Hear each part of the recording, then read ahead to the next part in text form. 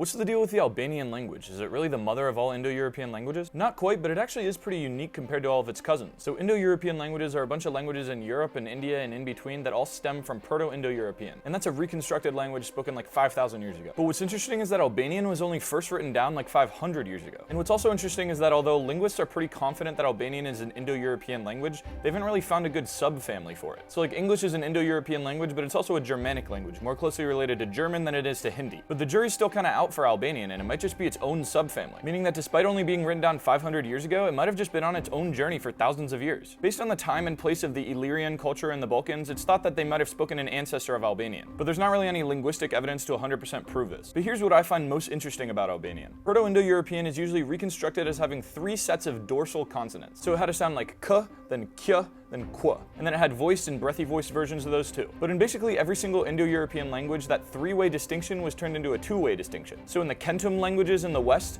k and kya were merged. And then in the Satem languages of the east, k and kwa were merged. But in some environments, Albanian still preserves this 3-way distinction. They're not pronounced as k, kya, and kwa anymore, but they're still distinct from each other, for example in front of front vowels. The only other languages that sorta do this are either Armenian or the long-dead Anatolian languages. Today the language has changed a lot from its PIE origins, notably being part of the Balkan Sprachbund. So it attaches the word for the to the end of words, and it doesn't have infinitives and stuff like that. So it's not the mother of all Indo-European languages, but it does have some really cool conservative features.